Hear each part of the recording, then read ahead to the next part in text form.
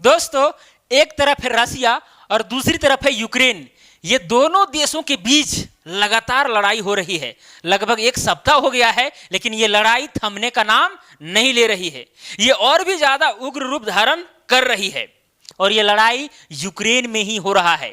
यहां पर पूरा तबाही मच गया है, लोगों में दहशत हो गया है और लोग यहां से दूसरे देशों में भाग रहे हैं, पलायन कर रहे हैं। तो आखिरकार रसिया यूक्रेन को कब्जा क्यों करना चाहता है? आखिरकार यूक्रेन में है क्या जिसके चलते रसिया लगातार प्रयास कर रहा है कि यूक्रेन मेरे हाथ आ जाए?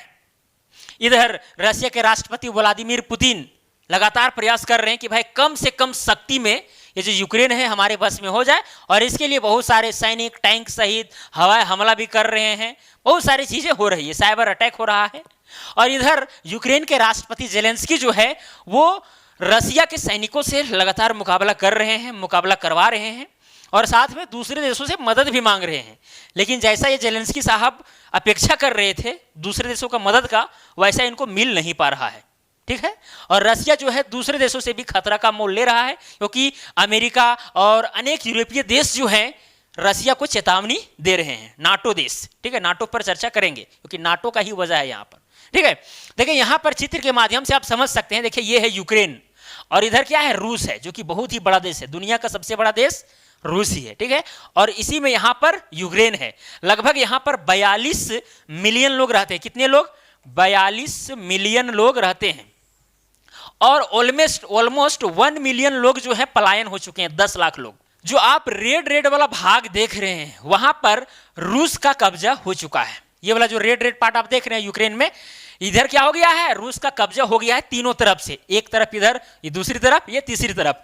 इधर क्रीमिया है, ये क्रीमिया, ये जो 2014 में ही रूस के द्वारा कब्जा कर लिया गया था। तो इधर से जो है कब्जा करना और भी आसान हो गया है। साथ में इधर तो है ही, ये जो डोनेस्क आप देख रहे हैं और लुहांस्क देख रहे हैं, यहाँ पर तो रसियन संस्कृति के लोग ज्यादा रहते हैं, इसीलिए जो है इनको यहाँ पर स्वतंत्र देश फिलहाल ही घोषित किया था रसिया, और यहीं से विवाद बढ़ा है और लड़ाई हो रहा है। हालांकि विवाद तो बहुत पहले से था, लेकिन लुहांस्क और डोनेस्क को रसिया ने स्वतंत्र देश की मान्यता दे दी थी, इसीलिए यूक्रेन को ये पसंद नहीं था, तो विवाद बढ़ गया। ठीक है, हालांकि पहले से विवाद हो ही रहा था।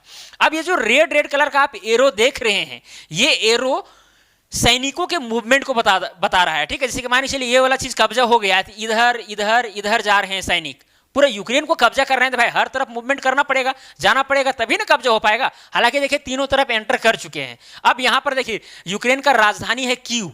कीव सबसे बड़ा टारगेट है। अगर कीव कब्जा में हो जाएगा तो फिर कोई दिक्कत नहीं है, फिर यहाँ पर एक कठपुतली सरकार बना करके खड़ा कर दिया जाएगा। अरे भाई, अगर पूरा कोई देश तबाह हो जाएगा तो वहां पर सरकार कुछ मतलब उठने के लिए ऊपर होना चाहिए ना, तो वैसा बनाएगा रूस, फिर बाद में चेंज वगैरह कुछ भी हो सकता है।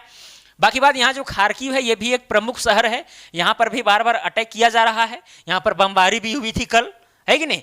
बहुत अटैक हुआ है। अब कीव में जो है, कीव में देखिए यहाँ पर रेड वाला जो आप पार्ट देख रहे हैं, ये बेलारूस से लगा हुआ है। बेलारूस से, ये बेलारूस जो है रूस को ज्यादा सपोर्ट कर रहा है, इसीलिए सैनिक का मूवमेंट देखिए इधर से ज्यादा है। और कीव से लगभग 27 किलोमीटर, कितना किलोमीटर? लगभग 27 किलोमीटर पीछे है। हो सकता है कि 1-2 किलोमीटर और भी बढ़ गए होंगे।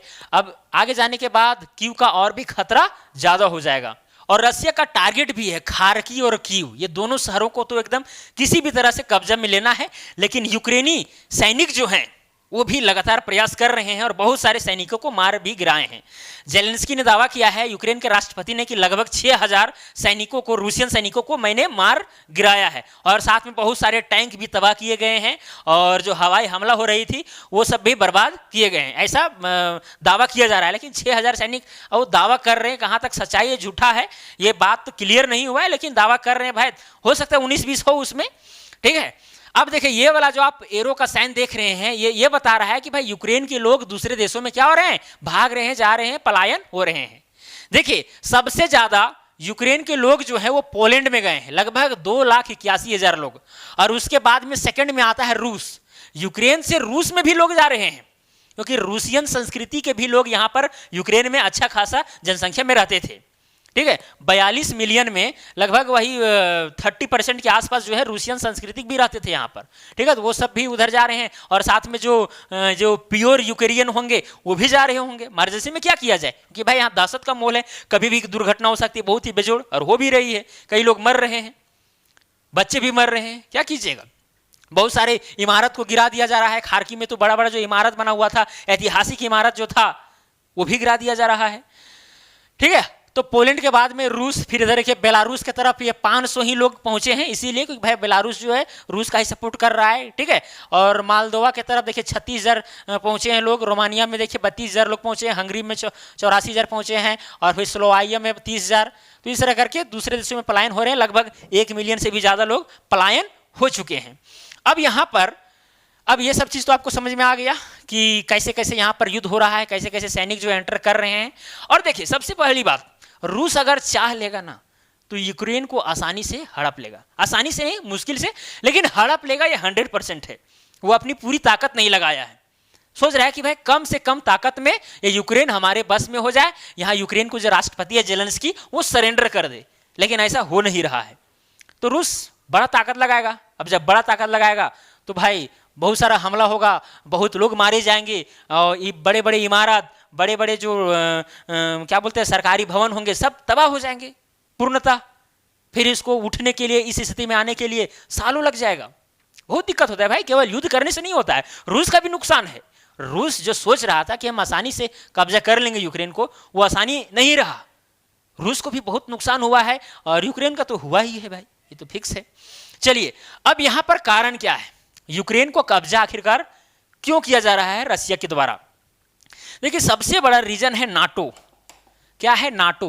अब ये जो नाटो है ना, एक समूह है देशों का, लगभग 30 देश इसमें शामिल हैं, अमेरिका सहित, और यूरोपीय देश भी शामिल हैं इसमें नाटो में।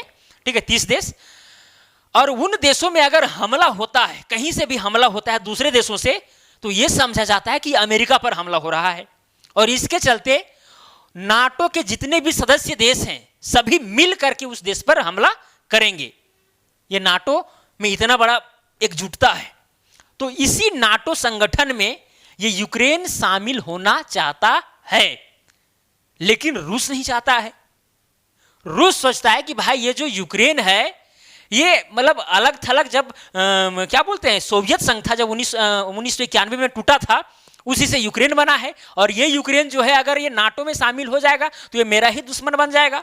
और इस तरह से यूरोपीय जो यहाँ पर कंट्री हैं, इनका दबदबा जो है रूस के बॉर्डर तक सही ढंग से हो जाएगा। तो इससे बहुत सारी दिक्कतें हैं। ठीक है, यहाँ पर आप देख सकते हैं, यहाँ पर जिस समय सोवियत यूनियन का हिस्सा रहा था, 15 देश में टूटा था, तो देखिए कितने सारे देश बने थे। क्या क्या नाम है, एस्टोनिया है, लिथुआनिया है, लातविया है, अजरबैजान है, जॉर्जिया है, ये सब। और यहाँ पर देखिए ये रूस वाला है, और साथ में किधर गया यूक्रेन, देखिए ये वाला यूक्रेन। ठीक है, और यही दोनों देशों के बीच में लड़ाई हो रही है। ठीक है, बीच में नहीं हो रही है, बॉर्डर पर नहीं हो रही है भाई। रशिया के जो सैनिक हैं एकदम घर में घुस करके मार रहे हैं, ऐसी स्थिति आ गई है। ठीक है, तो यहां पर नाटो में नहीं जाने के लिए कहा जा रहा है। देखिए 1997 से पहले नाटो से जुड़े यूरोपीय देश, यहां पर देख सकते हैं ये नाटो में कौन कौन से देश जुड़े हुए हैं वो यहां पर दिखाया गया है। ये जो आप देख रहे हैं कौन से कलर का है, ब्लू कलर का, ये तो हो गया नेवी ब्लू। तो नेवी ब्लू का जो है 1997 के बाद में यहाँ पर ये सब देश जो है नाटो से जुड़े हैं, बल्कि ये सब जो है पहले जुड़े हुए थे। ठीक है, 1997 से पहले, और साथ में अमेरिका भी शामिल है। तो इतने सारे यूरोपीय देश जो है नाटो के सदस्य हैं, और यहीं पर यूक्रेन जो है सटा हुआ है। तो यूक्रेन को भी यहाँ पर नाटो में शामिल करने का लगातार प्रयास किया जा रहा है यूक्रेन के द्वारा।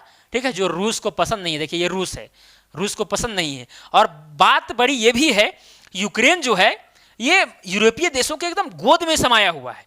यहां से आप इस चीज को समझ सकते हैं। देखिए यहां पर देखिए यूक्रेन जो है, इधर पोलैंड हो गया, स्लोवाकिया हो गया, हंगरी हो गया, रोमानिया हो गया, इधर देखिए गोद में समाया हुआ है। अगर रसिया के हाथ में ये यूक्रेन रहता है तो फिर यूरोपीय देशों से संपर्क अच्छा रहेगा। इसीलिए रसिया चाहता है कि भाई यूक्रेन जो है हमारे हाथ से ना जाए। ठीक है, बाकी बात इन दोनों राष्ट्रपति में लगातार वाद विवाद हो रहे हैं। जेलेंस्की और जो पुतिन है, इनमें विवाद हो रहा है। विवाद का भी कहीं ना कहीं असर पड़ता है।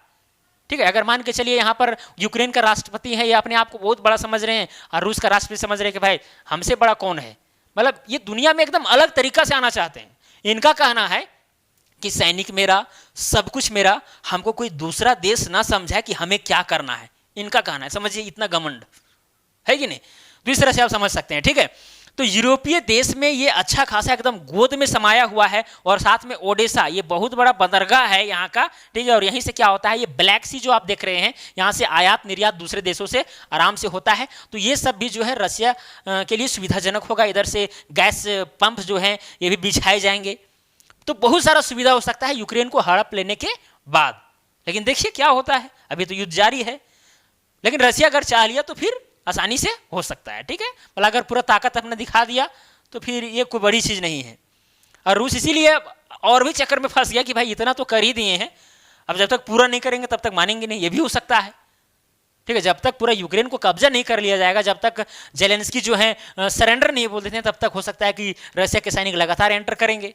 और सबसे बड़ा ये राजधानी कीव है भाई, कीव, और साथ में एक खार्किव शहर तो कब्जा में लगभग हो ही जा रहा है, ये कीव बचा हुआ है। और कीव में किस तरह से होगा हमला, इसकी कोई अता पता नहीं है, लेकिन अनुमान लगाया जा रहा है कि अगर कीव पर हमला हुआ तो बहुत ही खतरनाक तरीका से होगा, और कई लाख लोगों को यहाँ पर जाने जा सकती है। लगभग 40 लाख लोग यहीं पर बसेरा करते हैं, ठीक है। अब जब कीव अगर कर लेंगे अपने बस में तो फिर कहना नहीं है, सरकार बना दी जाएगी एक कठपुतली वाला, है कि नहीं। तो ये सारी बातें थी, आपको समझ में आ गया होगा कि भाई क्यों रूस चाहता है यूक्रेन को अपना कब्जा में लेने के लिए। और साथ में बहुत सारे यूक्रेनी सैनिक भी मारे गए हैं, बहुत सारे इमारत वगैरह ध्वस्त हुआ है, बहुत सारी चीज़ें हुई है। सब चीज़ को एक ही वीडियो में बता देना उतना आसान नहीं है, ठीक है। और दूसरे देशों से जो यहाँ पर कीव में स्टूडेंट वगैरह पढ़ रहे हैं, रहते हैं, उनको लाने का प्रयास किया जा रहा है, क्योंकि सब देश का आशंका है कि कीव पर अब हमला होगा, और अच्छा तरीका से होगा, प्लानिंग के साथ होगा, ठीक है। चलिए, तो मुझे उम्मीद है कि ये वीडियो आपको पसंद आई होगी। अगर पसंद आई होगी तो वीडियो को लाइक कीजिएगा, शेयर कीजिएगा, चैनल पर नए होंगे तो चैनल को सब्सक्राइब करके बेल आइकन को प्रेस कर दीजिएगा। तो चलिए आज के लिए इतना ही, अब मिलेंगे अगला वीडियो में। जय हिंद, जय भारत।